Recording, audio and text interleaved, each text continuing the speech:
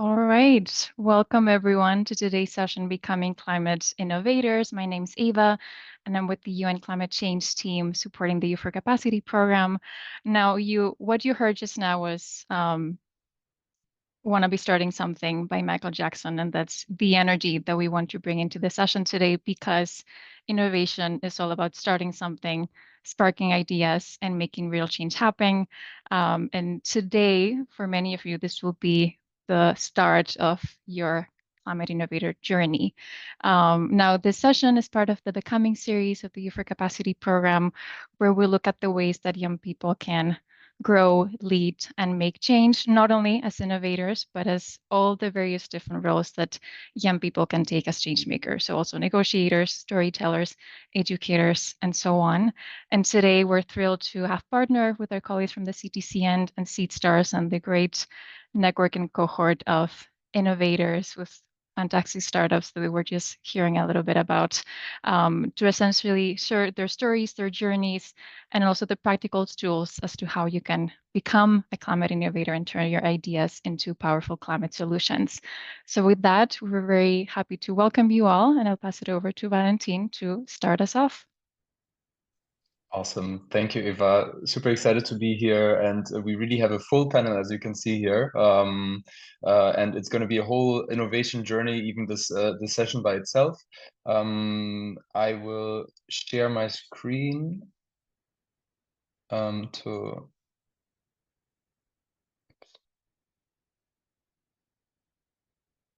start with the presentation from my end. There you go. Perfect. So yeah, thank you to the UNFCCC team for this opportunity today to speak about our Youth Climate Innovation Program. Who are we? We are coming from the Climate Technology Center Network and from Seedstars. I'm representing CTCN. We are part of the UNFCCC, but hosted by UNEP. And in general, we are helping developing countries to access climate technologies to support low carbon and climate resilient development. So we're connecting countries to tailored solutions, technical advice, capacity building, and so on and so forth. And for this particular program on youth climate innovation, we've partnered with our partner Seedstars, and Seedstars is a global organization to support entrepreneurs in emerging markets through knowledge, community, and capital. They're doing this since 2012 and have really helped to build up a whole entrepreneurial ecosystem by offering capacity building, access to funding, strong local networks across the globe, and so on. So a perfect match, us bringing in the climate technology aspect and Seedstars bringing in the entrepreneurial experience. And today's session is, as I said, a whole journey. We will start with an introduction to climate innovation and the Youth Climate Innovation Program. We will then hear from some of the participants of the Youth Climate Innovation Program that is currently ongoing, what it takes to be a climate innovator. So we will have a panel discussion.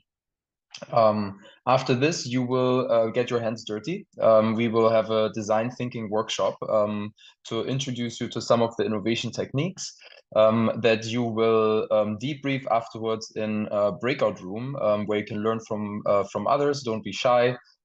This is a safe environment for all of us to share some ideas, and then we will end with questions and answers at the end. So please make sure to write down your questions during the session. I'm sure already during the panel discussion there might be some sessions coming up. Feel free to ask at the end.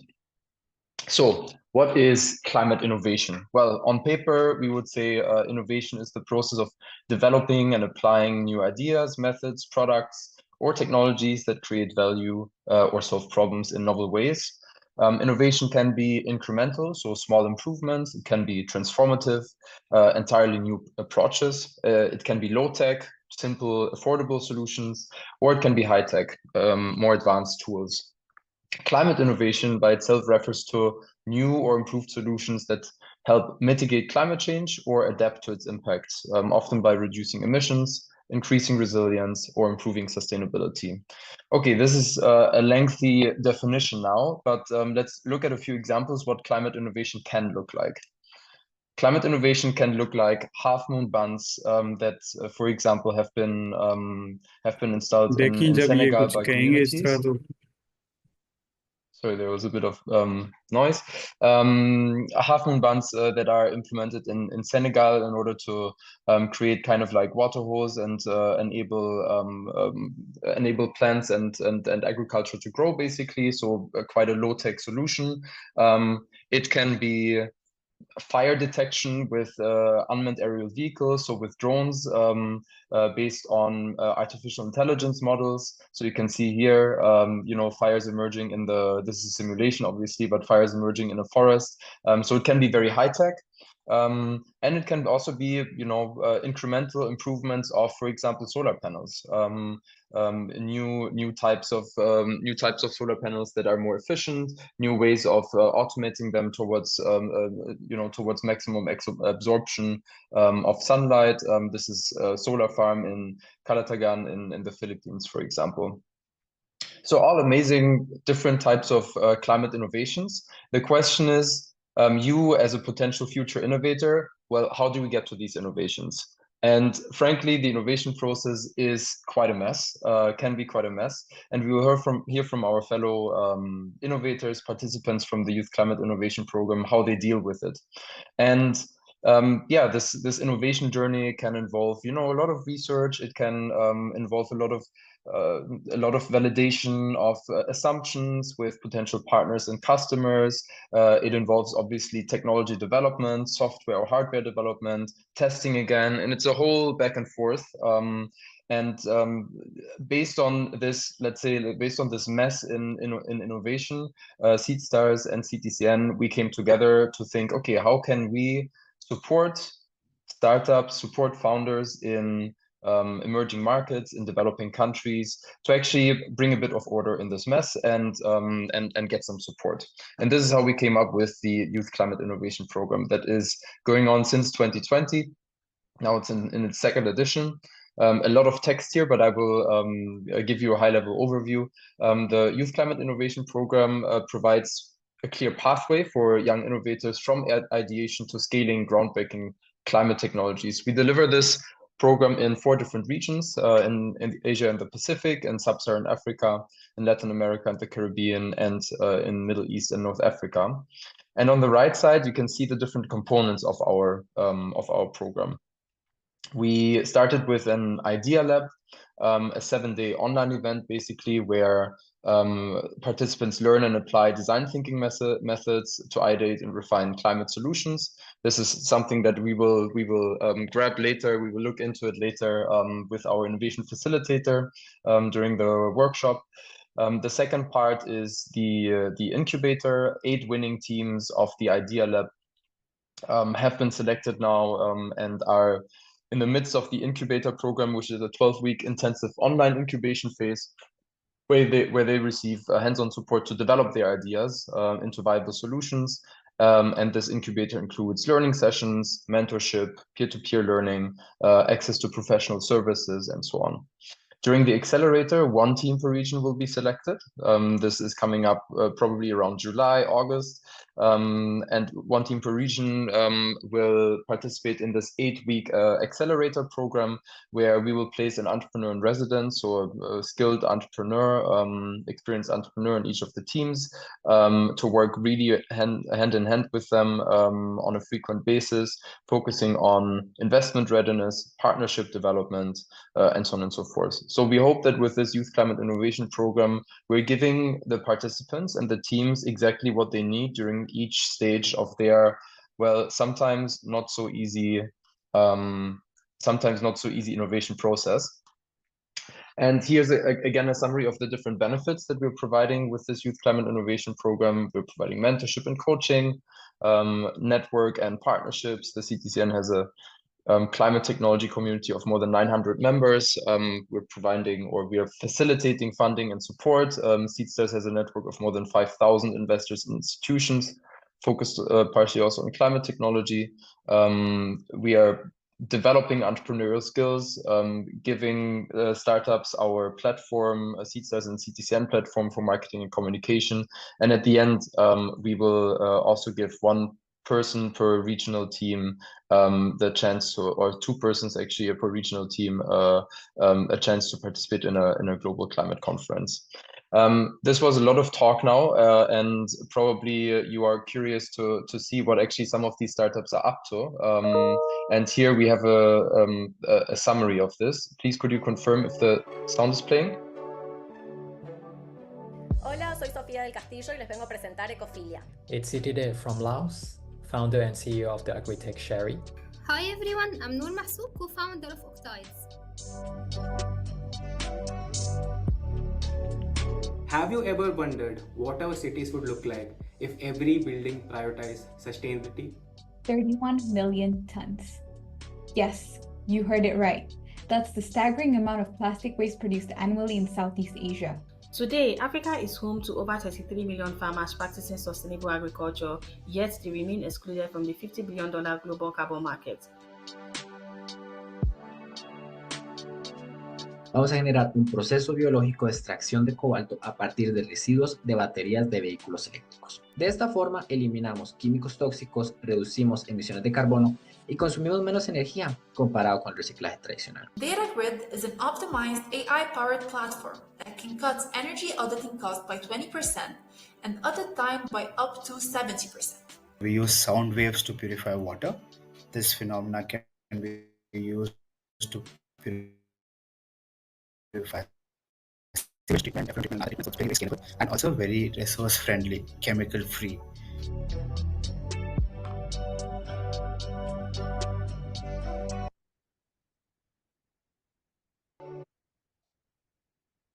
So super inspiring solutions. And in some of these solutions, we will dive into now during the panel discussion, what it takes to be a climate innovator. And with this, I'm inviting to the stage Elsa Yanni, who will be the moderator from the MENA programs lead from Seedstars.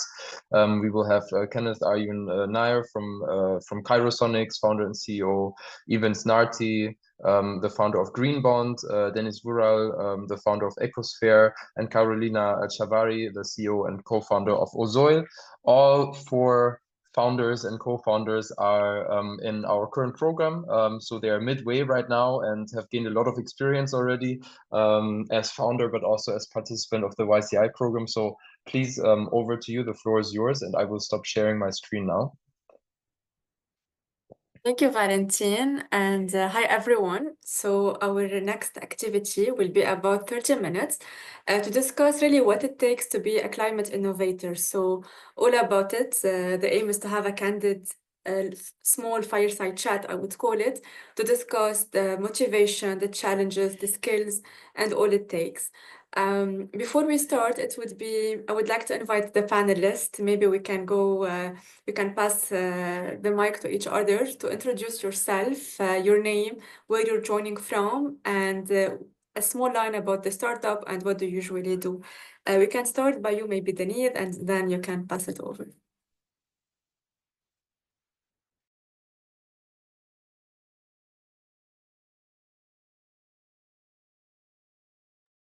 Hello, everyone. Sorry, it took me a while to understand that was my name.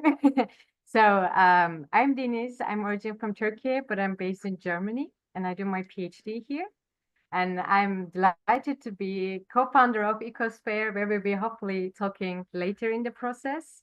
And to give you a bit of picture, what is Ecosphere is, this is an AI, but also a personalized as well as AI power app that helps individuals to turn our eco-anxiety into daily climate action through the habit tracking, community insights, as well as the real-world rewards.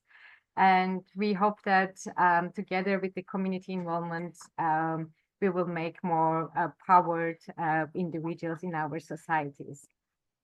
Thank you, Denise. Yeah, Carolina, maybe then Evans and Kenneth. Hi, everyone. I'm Evans, speaking from Ghana, Accra, and I'm the founder of Green Bond, which is simply a concrete product which is done entirely without cement. So the goal is to provide the building blocks for sustainable housing by utilizing the technology called geopolymer technology. So we do this entirely without cement. We are combating the emissions and it's interlocking blocks. So through design thinking and material science, we can provide homes faster, make it much more sustainable, reduce waste in the process, and then also thinking about the end life of the buildings, it's easier to disassemble and reinstall somewhere else. And so looking at a more system thinking and design thinking approach to tackle the problem of housing crisis and also the problem of emissions of concrete as a whole. And so yeah, that's what Greenbond as a product is, and that's how we are tackling the problem. Well, yeah. Carolina? Hi, everyone. I'm glad to be here sharing my experience of becoming a climate innovator. I'm Carolina, I'm from Colombia, and I'm representing Osoil. Osoil is a natural disinfectant that controls and prevents microorganisms in crops. Its active property is ozone, so this is an amazing thing, like a natural gas that we can use to protect naturally crops and the environment. And it's been like amazing journey. And since I was a kid, I've been involved in agriculture. And a few years ago, this idea came up and we started working on it. And as a project manager with backgrounds in design and advertising, I have developed a passion for sustainability and innovation. So this idea was very inspiring for me, and leave a green mark in the world is for me what makes me happy to be here. My team is composed by Tatiana and Santiago. Tatiana experiences in communication and community engagement. Santiago is a biologist, and myself. So we are a multidisciplinary team, and that's been great and super enriched thing that help us let this process move on. Glad to have you with us, Carolina. And last but not least would be Arjun or Kenneth. Thanks, Elsa. It's a big privilege to be here. Thank you, everyone. The founding companies, when you start about, right, especially Cryosonics, it's something on a long journey. So it's about trying to build something. So we wanted to build something in the water space. We know what is a big problem, and what we did is we used high frequency sound vibrations to purify water. So to explain it like a 5-year-old, we use tiny bubbles in water, and they pop because of the sound waves, and using that we purify water. Excited to see all of you in the remaining workshop, and thank you once again. Amazing. And starting with the motivation, and my first question is to you, Denise. What inspired you or motivated you to start your journey as a climate innovator? Thank you, Elsa. I can say that for as long as I remember, I've been fascinated by nature like most of you, but especially pristine and fragile environments like polar regions. And that deep connection to the poles where climate is accelerating before our eyes shaped both my scientific path and also my personal sense of responsibility. And as a global citizen and long-time volunteer in polar outreach for a decade, I have sought to bridge the gap between science and community and also action. And this passion led me deeper into academia, where I explore how climate data connects to human behavior and systemic change. And I truly believe that the poles are not only symbolic, but essential focal points for understanding and responding to climate crisis. Yet in my research, conversations, and science communication work, I also noticed recurring theme that people care, but they often feel anxious and overwhelmed and unsure of how to take the action. And the intention is there, but the pathway isn't always clear. And I knew I wanted to do more than informing. individuals, and I wanted to empower them. That's where Ecosphere came in. Together with my partner Zohra, who I met through the CTCN and Seedstars, through the Youth Climate Innovation program, we co-founded Ecosphere to help individuals transforming this eco-anxiety into consistent and meaningful action. And our app provides not only personalized, but also gamified and community-driven tools to build more sustainable habits and one step at a time. So for us, it's not just about individual change, but it's also about making climate action feel possible, practical, and shared, I would say. That's great to hear. And since the road also is filled a bit with challenges, my next question is to you, Evans. It would be great if you can share a bit about what has been your biggest challenge so far and how you were able to overcome it. You're on mute, Evans. Yeah, that's a great question. And challenges, I mean, we keep still facing them, but then one of the key challenges we faced was about the built environment itself. If I say sustainable concrete, or if I mention concrete, the first thing that will come into your mind is cement. And this is what everybody knows. So coming up with a product that isn't done with cement, the challenge mostly is about people understanding.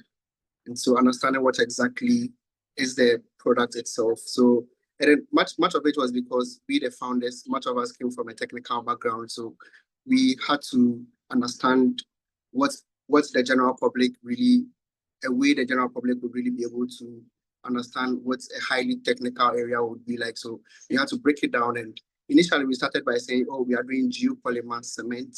And so that was way complex for people to understand what exactly is geopolymer, what is it made of. And so we had to restructure the way we present the product and the story to talk about, okay, we are providing the building blocks for creating sustainable homes. So the challenge was more about how to create the environment for adoption. So we had to come with a lot of education, a lot of posting online, a lot of discussions with builders, with individual homeowners, with real estate developers, because cement, as we know, it has been a product that has existed for over 200 years. So coming up with a whole new way to make concrete without cement is a big challenge in terms of the adoption and the way we actually bridge the gap or penetrating the market to gain more attraction and attention is through empathy for the users, trying to understand where exactly the balance is. And we found it to be that everybody needs a place to stay. So we focus our products around providing homes. So that's why we came up with a design which is about interlocking blocks for making homes. Thank you so much for sharing and for being also transparent. So yeah, maybe the next question is to you, Arjun. So if you are to take a moment to reflect back on what really shaped your experience, so if has your academic background or life experience maybe shaped a bit your approach to building a climate solution, did it play a role? I think it'll all go back to the time I was part of this organization called ISEC. So ISEC, if you guys know, is a very global organization, and I think that's when things like thinking local and acting global, and understanding problems rather than just complaining about them comes from. So that would be one of the first starting points of how to think more on world problems rather than just problems which are probably next to you. So I think that's probably one of the first parts. But when you look back, there are so many moments, right? It's not just one moment, right? It's the education where you drop out of college, but now you're doing everything which is hectically science oriented, even though you dropped out of engineering. So you cannot put one point, but it's the journey. And when you look back, you can look at the small milestones you've left on the path. But yes, if I had to pick one, it would have been ISEC.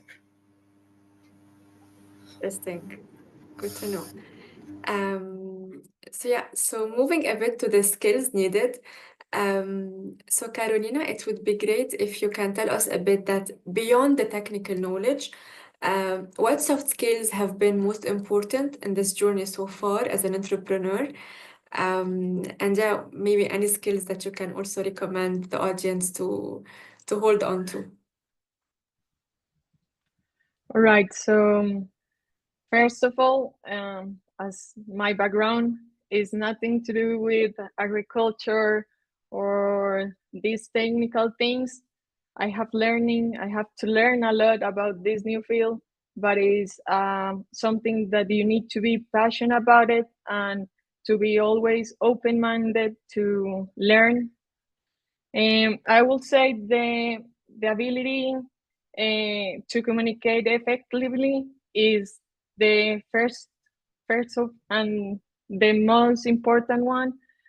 To raise your hand when needed, discipline and responsibility, teamwork and networking, and of course, knowing how to connect the dots. So if you have a lot of ideas, bring them together and start working in a new one. So yes, I will say these are the soft skills that have helped me. Nice. Meanwhile, as well, maybe if the audience would like to ask 2 or 3 questions, we might have some time to take on those. So feel free to add them in the chat.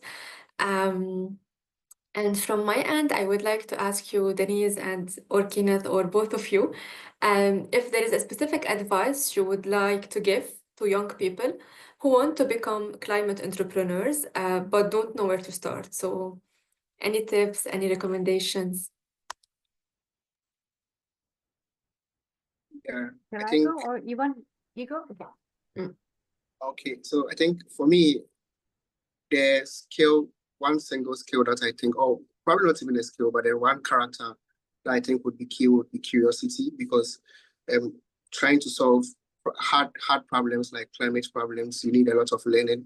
And so if you are someone who is very curious, you are halfway there. I think you're halfway there. So curiosity is a key thing that I think should be the character, or if you call it skill, that you should always have. But that would make you ask a lot of questions, and it doesn't matter whether the questions are wrong questions or right questions, but then the fact that you keep asking questions, you definitely get the answer to the solution and the problem you are trying to solve. Yeah.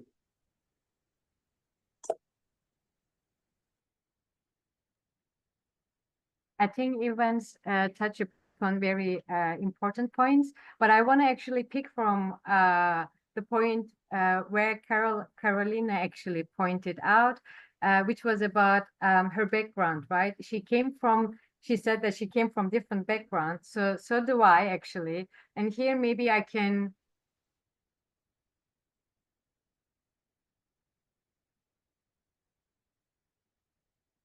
It seems we lost her, but she can join us. Little technical issues.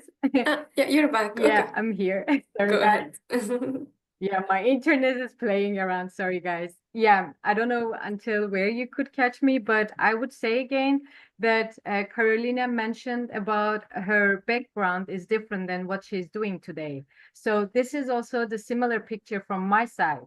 And maybe for those of you who may also feel you're interested with something but have nothing to do with that at all, I can say that start with what moves you, whether it's ocean, clean energy, or food systems, or polar ice, right? So you don't need to have all the answers or a perfect business plan on day one. What matters most is being curious and also listening deeply, maybe to our community, and being bold enough to ask, what if I tried something? And for me, the journey began in science and polar outreach, and but also it grew into entrepreneurship where I had nothing to do, and I saw that knowledge alone wasn't enough. People needed tools, guidance, and motivation to act, and that realization was my starting point. And I would say, don't wait until you feel ready. Maybe starting with small steps and also testing ideas or talking to people and collaborating would be something that will help us going forward. And climate innovation also thrives on action and not perfection. And most importantly, I would say you're not alone. programs like Youth Climate Innovation Program or UN Climate Technology Center and Network and Seedstars are here to support and amplify your journey. So this was my very first time working in a startup and enjoying what I'm doing and learning. So that's the first step, and your idea matters more than you think. That's great to hear from both of you. Yes, Valentin, go ahead. I'm almost blushing when I hear this, Denise. Thank you for that feedback. I mean, I would have a question then, because you said that we could open up to maybe one or two questions from the audience and everyone else. What Denise just said,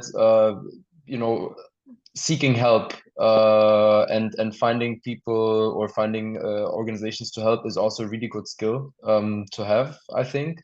And there, my question would be also to the other founders. What kind of help did you discover you would need on your journey as an innovator, and what kind of help do you get from the program, but also maybe you need beyond the program? Yeah, I will take that question because I think it takes a village, right? They say it takes a village to run a company. It's not just the founder or anything. So the first village, you are always part of our incubators. I think they take you on a long journey of understanding and give you an insight on, what the journey would be. You need to be prepared for what you're signing up, right? You just don't want to jump headfirst into the cold water, which usually it feels like when you're starting up, but sometimes there's a raft riding around somewhere, and they're called incubators.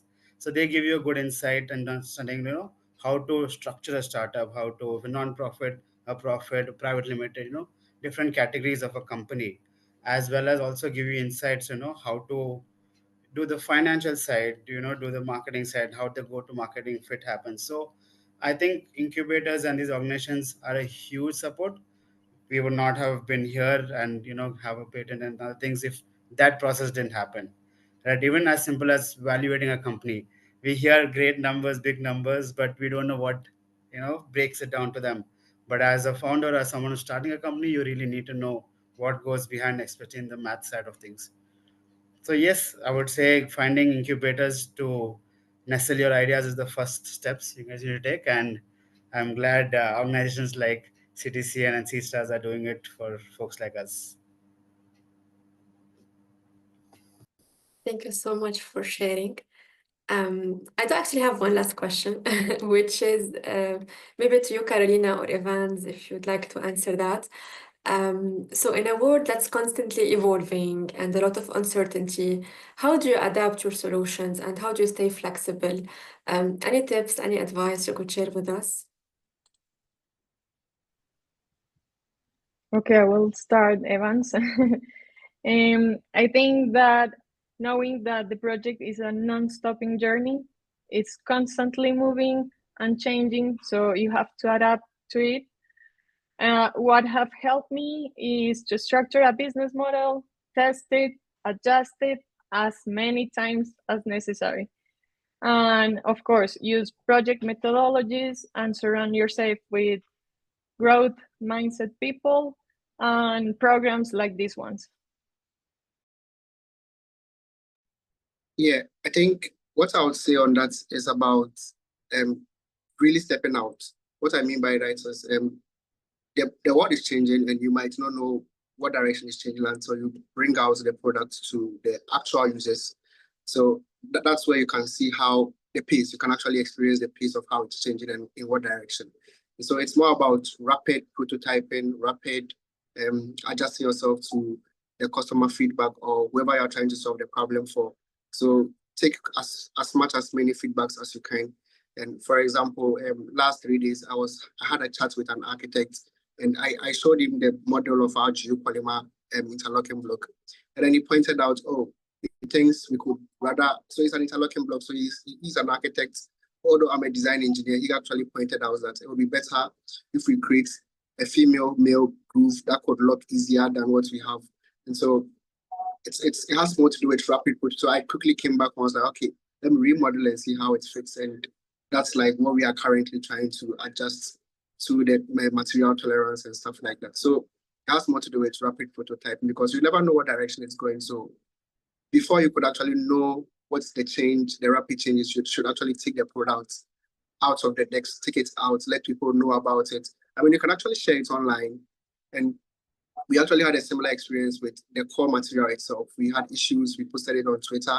Then we had feedback from experts saying, if you change this and that, you could actually get it better. And it actually worked. So it has more to do with stepping out of the office or stepping out from the decks and bringing the product out. Yeah.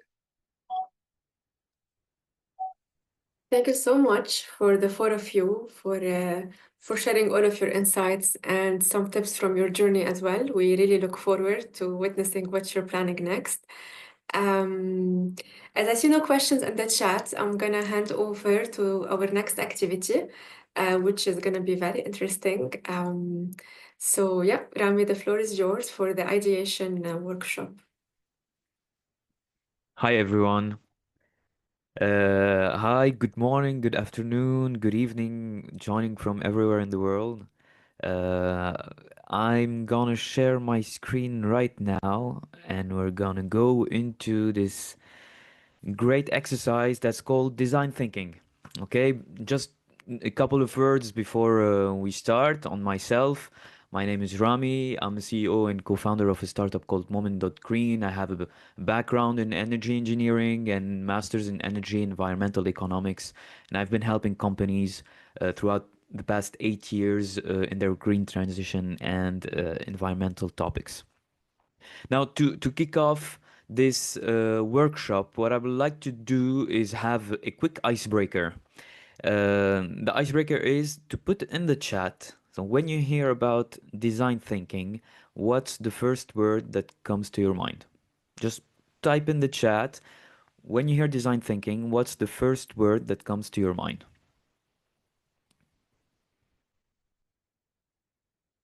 Now I'm gonna look at the chat.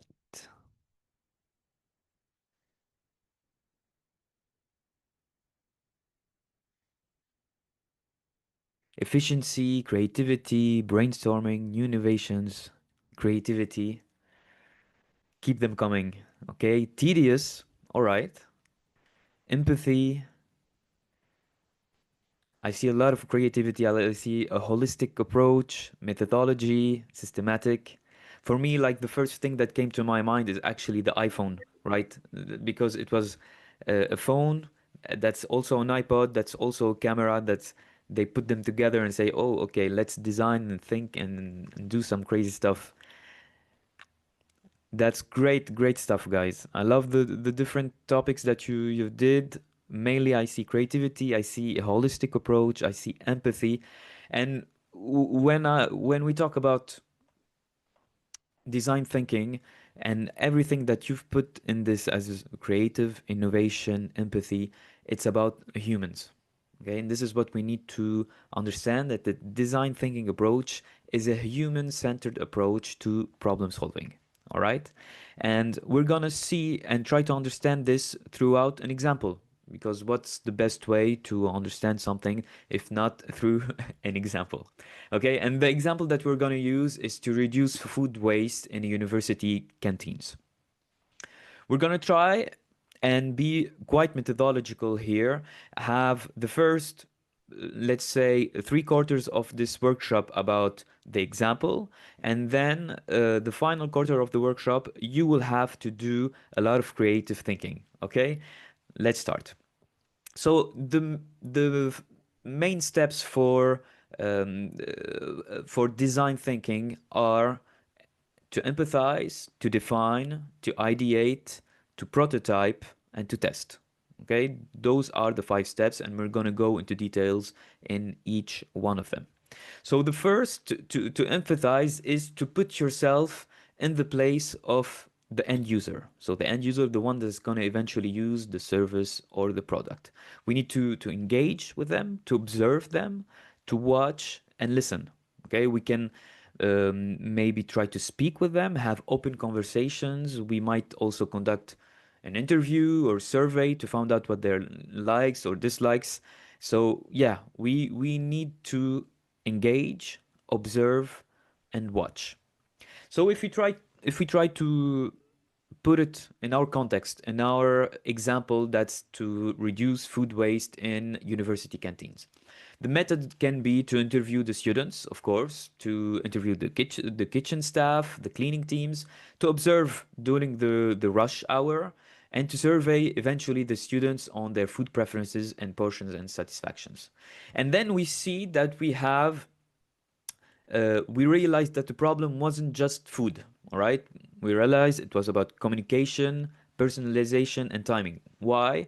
Because students, well, they don't finish meals, especially vegetables. Some they feel rushed and grab whatever's fastest, and portions are one size fits all, and leftovers are, of course, trashed, so no composting or no reuse. So once we empathize, so we've put ourselves in the place of our end user, we engaged, we observed, we watched and listened, we come to the next step. That's a very important step, is to take a step back and define, okay? Using the knowledge from the first step, the empathize stage, we can use these findings to interpret our user and focus on their need. So here what you can do eventually is to create what we call a persona, okay? You can create a persona of your end user and maybe summarize a description of this end user, including their personality traits, their needs, their motivations, their likes and dislikes. So you put it all on a canvas, and this will help you understand more clearly and more clearly define the problem. Okay, and then you could use and reframe the initial question that you've asked. So the first question that you've asked is about food waste, but how can we make sure that we're really attacking the real problem? And here's where we define. So we understand that the student waste food not because they don't care, but because the system isn't flexible or clear. Okay. So the problem statement, instead of just saying, okay, we need to reduce the food waste in canteens, no, we can say, how might we help students choose portions that they'll actually eat without disrupting canteen operations? So this is the phase that's after the emphasize. We've listened, we've engaged, we've talked with them. Now we've taken a step back and we saw what is the real problem. Where lies the real problem? We've emphasized, we've defined, and now it's time for the fun part. And the fun part is to ideate. Now the term ideate, it stems from the word idea, of course. And in this stage, we want to create ideas that respond to the user's needs and the defined brief from the previous two stages, okay? And this is where you can go crazy. This is where creativity really needs to shine, and we're not looking for quality, we're looking for quantity. Here you need to write a lot of ideas, and mainly this is the exercise that we'll be doing later on, okay? So if we take our example and say, okay, what can we do? We need to reduce food waste, but especially how can we help the students choose portions that actually eat without disrupting canteen operations? So we can say, okay, let's do a pre-order meals via an app or online form. We can offer size options, small, medium, large. You can use a color-coded trays for portion choice, introduce a food waste tracker poster with weekly stats. You can offer discounts, points for finishing meals, create a share table for untouched leftovers. You can add signs that says, like signs or poster that says, take what you need, not what you can, right? So just to remind people that they need to take less than what they can or will. And so we do this ideation, and we just generate as much ideas, and even if they're crazy, without thinking about the budget constraints, without thinking about is it feasible or not, just pump up ideas. And then in the next stage, when you come to prototyping, you will choose and narrow down the ideas that you want to try and test, okay? So this is where we come to a phase that can take a bit longer than a workshop. It will be about prototyping. You would mock up a service or the product or the interior space, sculpture, anything that you want to do, and you say, okay, how can I test this the fastest? So let's say, for example, we chose the color trace. Okay, the chosen idea from the many different ideas that we had before is the color-coded trace. So the color-coded portion choice system, what we do is we print 3 trace signs, small and it's green, medium and it's yellow, and large and it's red, and we train the staff to serve accordingly. If a student comes with a green tray, with a tray that has a green sign, well, the staff, they know that they can serve a small amount. If there comes with a red and they love to eat, they will serve a large meal. And of course, you need to set up a poster to explain the new system and ask the students themselves to select their portion size. Okay, so this is an example of how we can prototype something quickly. No app, no AI, no budget, just color signs and communications. And then you go into the wild and you test it. And this is the fifth and final stage of design thinking. There's no great ideas until you test them and the tests prove that they are really great ideas. Okay, so the fifth stage of design thinking, you will test the prototype with the users and you will try to capture their honest responses and feedback. Okay, this is important because the feedback will let you know if it works and how it might work even better. And so you can go back to the drawing board and go back through the different stages of design thinking to get a new prototype and get a new test until you find the best one. Okay, and you can refine it until you find the best one. In our example again, we're at the final stage, okay? So we've empathized with our students. We've ideated a lot of ideas. We've chosen one. We have prototyped it, okay? And now the testing has been done. We did the test for 1 week. The students, they can fill a short feedback form, and the staff, they will note the waste levels. And the results are great. 40%, you can see that 40% of the students, they chose smaller portions to eat.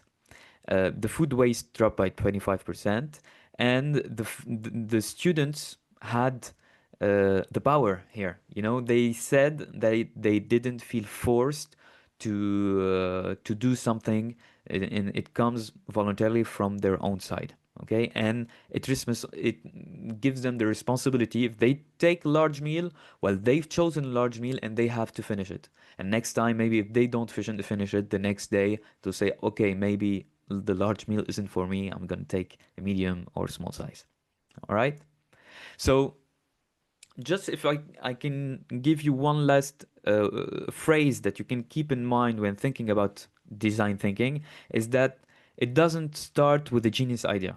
Okay, it doesn't start, oh my God, let's try and do something. No, it starts with listening, rethinking the real problem and testing quick human-centered solutions. Okay, even signs and paper can create change. So that's what I want you to really memorize from what I've just said. Design thinking doesn't start with the genius idea. It starts with listening, rethinking the real problem, and testing quick human-centered solutions. All right? Perfect. So now we can move on to your mini climate change challenge of the day. The mini climate challenge that I've chosen for you today is a 3-parter, okay? I'm gonna help you with the 2-parter, and it's up to you to do the 3rd part, as I said. I could have chosen to talk about CO2 emissions. Let's not for this time. Let's talk about some other stuff that can also mean a lot for sustainability, okay? Because when you talk about sustainability, it's easy to get lost in abstract goals, but 3 concrete systems shape our planet's future every single day. Okay, what are they? Waste, so what we throw away, what we consume, so water, and how we move, mobility. Okay, so the waste represents not just pollution, okay, but missed opportunity. Well, every time we toss something that could be a resource that is reused. Water, of course, water is life, yet billions still lack safe access, and we're depleting and polluting it faster than nature can renew. And mobility. Why? Because it defines our cities, defines our emissions, and the way we get around impacts our climate, our air, and our well-being, global well-being. So these aren't just technical challenges. Okay, I've chosen waste, water, and mobility because they're human ones. And since design thinking is a human-centered approach, it's great to try for you guys to try and find not only smart but also usable, inclusive, and impactful solutions. All right, great. So, as I've said just before, we're going to focus only on the first 3 steps of the 5 steps of design thinking. Emphasize, define, ideate. I will help you first with the emphasize and the defining, okay? So, waste, water, and mobility. I've chosen 3 main problems about packaging, water, and biking. Okay, what packaging, water access, and biking. So when we empathize about packaging, we interviewed businesses and we saw that they're frustrated by plastic waste. And of course, we interviewed individuals who are concerned with the landfill impact of waste. And we observed how people discarded their packaging. That's the first problem. The second one, we spent days with rural men and women walking long distances to fetch water. What did we notice? We noticed fatigue, pain, time loss, especially for kids. All right. And the third one, we observed cyclists in many different cities. They navigate traffic. We interviewed people who wanted to bike, but they felt unsafe or frustrated. So we've put ourselves into different shoes here. Okay, we've put ourselves in the shoes of businesses, in the shoes of rural people, men and women trying to fetch water, and cyclists or even those who want to cycle in big cities. And how can we define the different problems that they're using? So let's start with packaging. Okay, so environmentally conscious companies, they need a sustainable alternative to plastic that's one, affordable, scalable, and biodegradable. Okay, great. We understand the mission here. Next up, carrying water. I mean, it's, of course, is physically exhausting and time consuming, and it limits education and income. Second problem we need to tackle, right? Third problem, urban residents want to cycle. They want to cycle actually because it's faster, it's cleaner, but they fear of danger and inconvenience holds them back. Okay, so these are the 3 problems that I want you to attack. Okay, and then what I want you to do, and for this exercise we call it the crazy eights. Okay, it's a rapid fire ideas. I want you to take your phone. I want you to take a pen and paper if you have one in front of you. Even the moderators, even the different startups that already have their ideas, I want you to see as well working on this wonderful exercise. You will have only 4 minutes, and believe me, 4 minutes are quick. You have to write an ideas, solutions. Do not put it in the chat yet. Put it on your phone or on your book or on your PC. 8 ideas that we can solve those 3 problems: packaging, water access for rural people, and biking in a city. Okay, it's all about capturing as many ideas as possible. So write down your ideas, unblock your creative mind, go big, go bold. Anything is possible at this stage.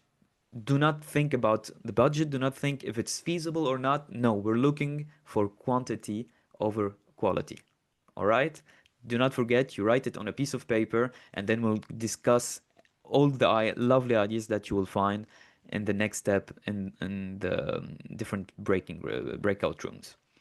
All right, so if you are ready, I will display the previous slide. I will display the previous slide, definitely. I will keep it for you, and I will launch a song that's exactly 4 minutes. Okay? Let's go. I'm gonna do the exercise as well.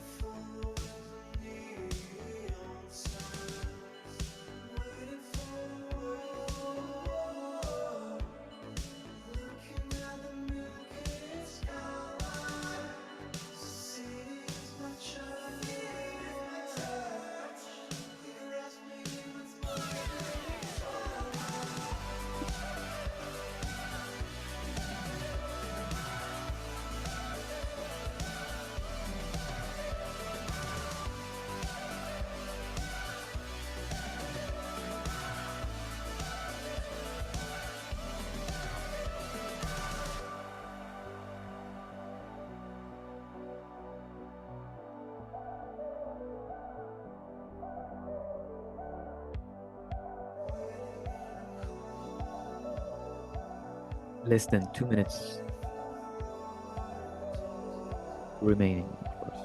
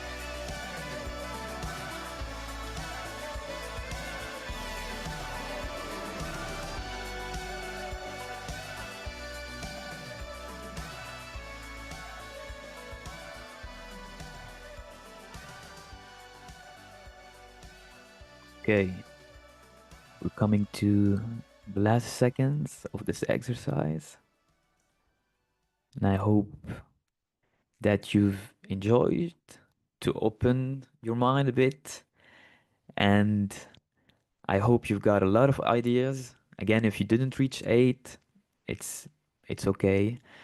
Now it's time. I hope that you can share some of your ideas in the breakout rooms, like share at least one idea you came up with, what inspired it, and one challenge you faced in the process. All right? And before I leave you, just No, I want to thank you and know that the future depends always on what we do today. Thank you, everybody, and happy breakout rooms.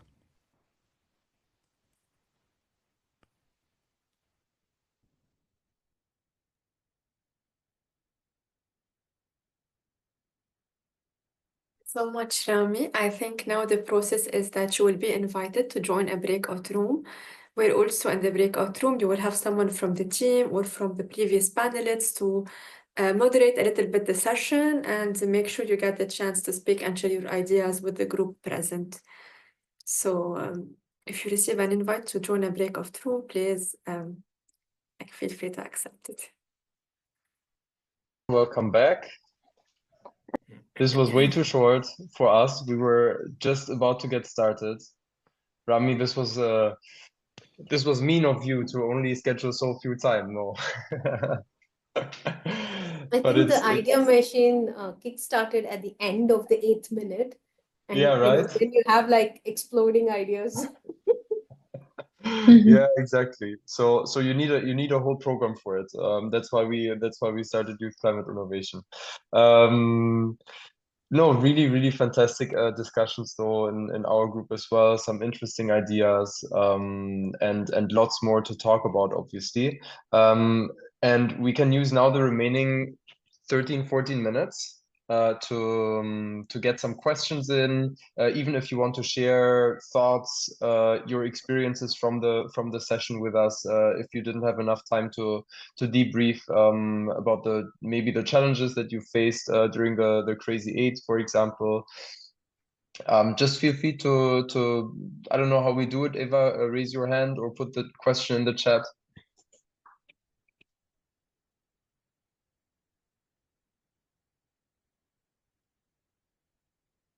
To break the ice, there was a question earlier that was asked how to find the right people to work in your team, and Evans already answered in the chat. Evans, maybe if you want to take the floor again. Yeah, the question on team building. So, in my experience, if you, depending on the background you come from, someone might come from a business background and wants to develop a product in the built environment or in the agricultural aspect. So with that, maybe you need a diverse team that someone would look at the product itself, someone would look at the business aspect, someone would also look at the marketing aspects. Then also not just about a team, but then with gender balancing as well, because I mean, men will look at it from a different perspective, women will look at it from a different perspective. And so it's all about finding a diverse perspective on developing a product, because if we keep saying go out for feedbacks, yes, you can get a feedbacks, but it's also about how do you use those feedbacks to advance the project. And if you have a diverse team or diverse approach to looking at the feedback, it would be a great way to solve the problem you're trying to tackle. So yeah, team is very key, and diversity in team is very important as well. Awesome. Thank you. Any other questions? Don't be shy. Drop them in the chat if you don't want to talk yourself, or just raise your hand and unmute and get the floor.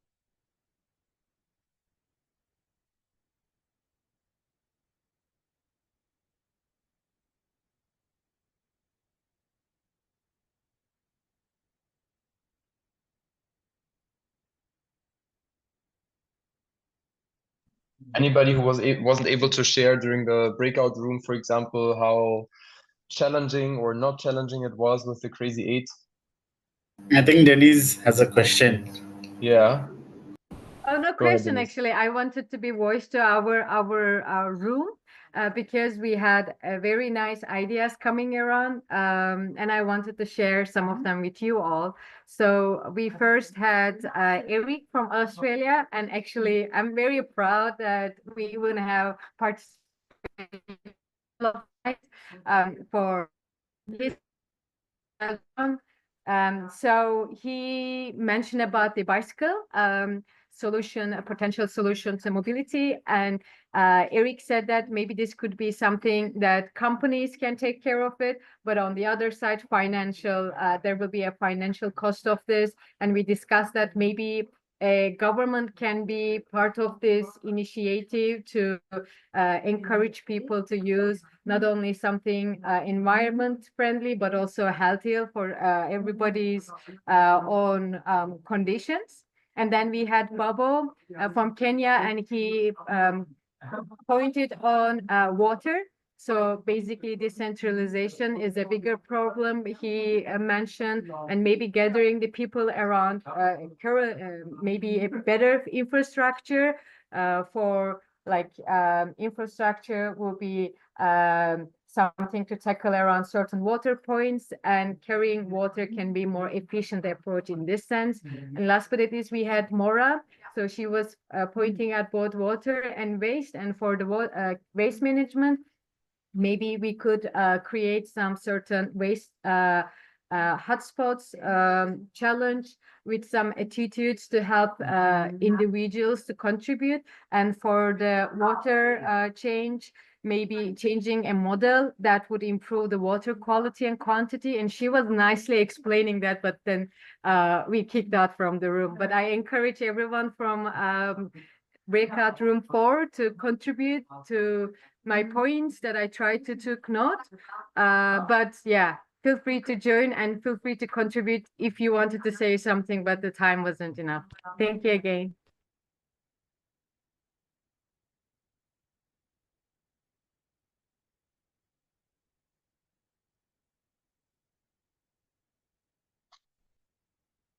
Denise, this seemed like your team had much more time than my team. I don't know how you managed that. You spoke about so many ideas.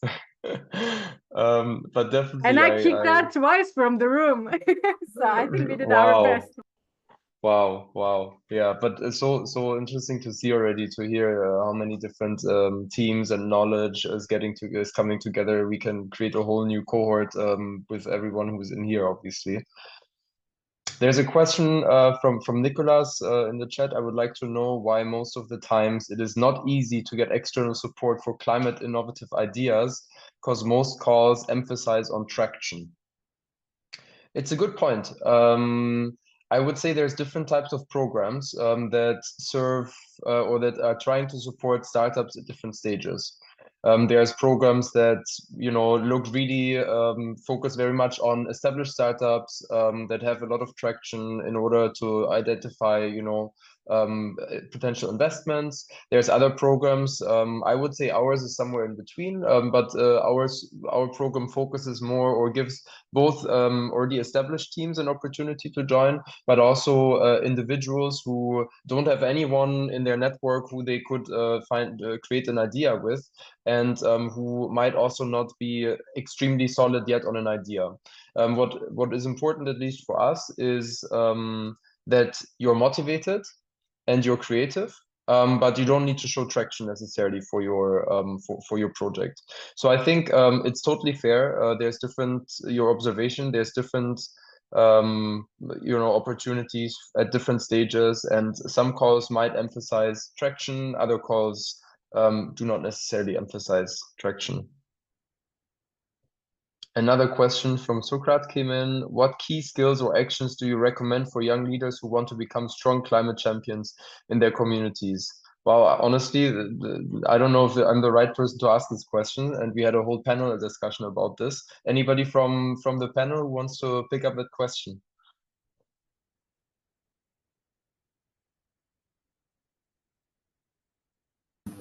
Yeah, sure, I can go. So I think one of the most important things, especially in the climate space, would be to understand what the current policies are and what's the going rate of CO2 emission, and carbon capture. So staying up to date, because there's a lot happening and the change is very rapid, and the change might get reversed as well. You see some countries reversing on a lot of goals. So I think staying up to date is one of the most important things. And yeah, apart from that, I think every other skill is more something to do with understanding the kind of network and opportunities are there out there, and kind of understanding where you can do pilots, because once you're in the prototyping stage, then you can do pilots and these kind of things. But yeah, most essential thing is to be up to date.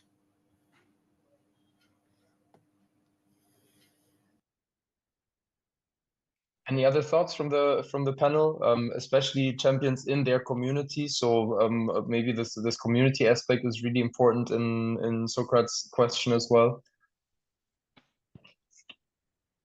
I can go next. Sure. Okay. So I would say first start where you are. You don't need to wait for perfect plan or degree to make an impact. And as I mentioned earlier, I mean, I had nothing to do with that, right? My profession, nothing at all. So just begin listening or maybe even learning from the people and engaging from our peers, friends. So I would say empathy comes first. So maybe we can focus on some certain skills.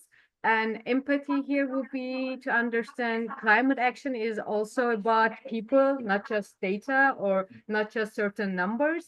So maybe meeting with our friends or maybe the community, because I would say community makes us feel stronger. And hearing back from community is also something resilient. And also communication, what I care most. So be able to translate complex issues into maybe relatable messages, and whether through storytelling or visuals or maybe local events. So clarity is power, and maybe you can define what is my power here that I can use ahead. And last but not least, maybe collaboration. So climate solutions don't happen in isolation, right? So partnering with others across sectors. So we can see in a multidisciplinary approach, youth groups, elders, business or schools. And finally, maybe take like consistent action, even if it's a small. So maybe organizing a cleanup activity or sharing resources online or co-creating solutions. Then leadership grows through doing. And the more you act, the more others will follow. And there's one saying I really like. So alone we can do so little, but together we can do so much. Thanks, Denise, for sharing. We take two more questions. There's one hand raised by Gilbert, and then there's one question asked by Devi in the chat. Gilbert, go ahead.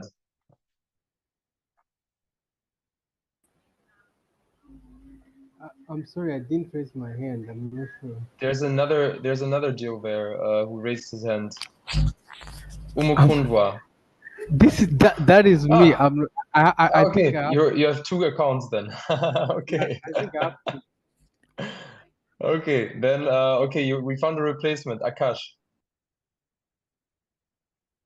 Yeah, may I go in? Please go ahead. Oh, thank you. With the design thinking methodology or framework, did you find any solution as of now for the waste management or water management or mobility challenges? That's my question to you. I mean, this is the outcome of all the different breakout rooms, right? The teams discussed, and this was a very early try on mapping what type of ideas are out there. And in our breakout room, at least, the methodology worked fairly well, I would say. Teams had ideas. Yeah, Akash? No, I'm speaking about till now with the design thinking or any other framework or with the global mindset work. Why could we not solve these global problems? Okay. Because I come from India, which was a net zero carbon footprint, net zero water footprint in the history, way back in history. Now we are the biggest, one of the biggest polluters, biggest what you call water users, and we have biggest mobility challenges. So, as far as the change is concerned, the change would start at the individual level, which could be replicable and scalable on a global level. Right? Do you agree with me that? I understand, Akash.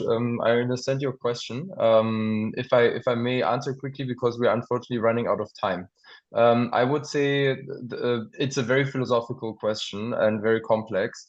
I would say with economic development and innovation, we are continuously creating new challenges that we again have to solve with innovation. And I think we've done in a lot of areas, we've done a lot of progress. Renewable energies, solar PV is one of the great examples of really moving from, introducing a more sustainable alternative to fossil fuels that is actually even lower cost.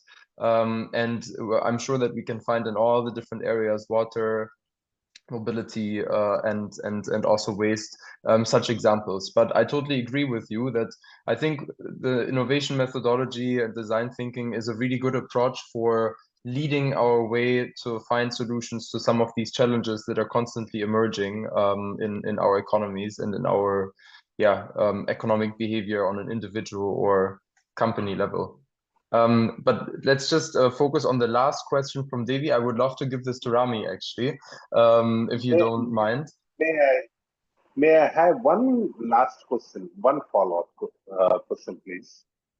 Sorry, Akash, we need to be a bit democratic with the questions that everybody can ask. So I would like to move ahead with Devi. And please, if you want, you can put your question in the chat that we can answer this in written, if that is okay. Thank you.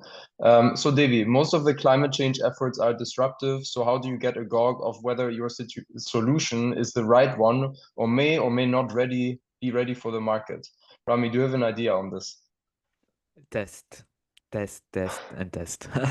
This is the main philosophy behind design thinking is to iterate. It's not just a static phase and a static project that you do once and you say, okay, that's it, I've done my job here, I'm gonna go home. No, you'll have a lot of ideas. Some ideas you can test within your budget. Maybe your budget will change, maybe the constraints will change, maybe the problem itself will change. So the idea is when you test and you see it's not working, then you go back to the drawing board and find another solution and go back to it. So yeah, this is my 2 cents on the subject. One quick follow-up, or Go just ahead, open for discussion, okay? So basically what happens is I come from a software background where, testing and reiterating is very, very inexpensive.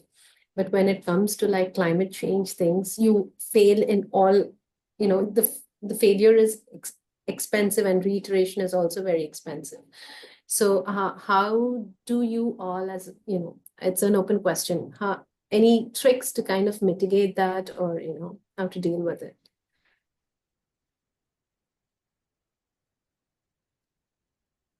Sometimes, you don't even know that, this is the, It is difficult. Something to think about. I'm not It is quite definitely looking for an answer. It is definitely difficult, Devi. As you said, if you test and fail, then it's not as easy as software development, where you can go Go back quickly. and change. Yeah. Go back and change and find the bug and correct it.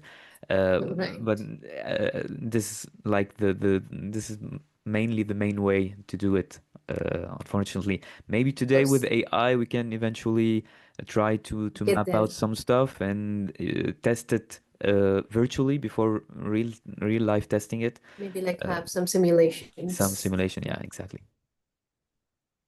Well, Okay, yeah. I see, Dennis, you highlighted here. Final question came from Eric. Eva, Natalia, do you have another 2 minutes? Yeah? Okay, I got a thumbs up. Good. So Eric is currently trying to get into the prototype stage for a social enterprise related to waste reduction. And he has a potential partner to test the product, but he's not sure how to develop a prototype first. Rami. So did you write it in the? I need to read it again, Yeah. just to get It's myself in it. It's a couple of questions up with a bit of back and forth between Eric and Denise, and the second part. So basically, how to approach developing a prototype. Maybe I can start with it. Designing biodegradable solutions. I mean, it depends a bit on the complexity. If you need a lab for it, the idea of prototyping at the end of the day is to take small iterations and test without spending too much budget, because the investment that you would have into a product that at the end of the day doesn't work, or isn't demanded by the market, is too much of a financial risk at the end of the day. And this is why you do prototyping. But to be honest, I haven't worked personally on hardware products yet. I don't know, Rami, if you can contribute anything to this question beyond that. So when I'm trying to see the reduction of waste in the event sector in designing biodegradable solutions, okay, and we're trying to do a prototype in this, and you say that you might have a potential partner, the first suggestion that I would say, and it will bring the cost very down, is to listen to your partner's problems. All right, you will find the easiest way to prototype something and the least expensive one if you really listen to their problems and try to identify which are the best ones to kick in. So it's a great way to make him pay a small fee, a small amount for the partner, and he will get a lot from it. Maybe And just that's a great news, and congrats for that. Yeah, quickly just to add also on sometimes the funding that you need to prototype, and I've seen it before with startups, a good way at the early start to secure some money for you to be able to design those the ideas, the business and prototype is competitions or support programs. But competition usually are a very easy way. So all you have to do is like have a nice pitch and apply to the right competition. And I've seen entrepreneurs raise anywhere from $500 to $100,000 pure grant only from a competition that, all they have to do is convince the jury and create some hype in the room, and then you can secure some funding for you to be able to start the business. So keep on looking for nice opportunities around you in your markets or even online, and that way you can secure some funding as well. Okay, everyone, thank you so much. I know that there's more comments and questions in the chat, but we would love to wrap up here at this stage. There's 2 or 3 things that I still want to ask you. First of all, a big round of applause for all of the different teams that joined today, the speakers and so on. So we really appreciate the engagement. Thank you also for everyone joining today and participating in the workshop. It has been really a pleasure.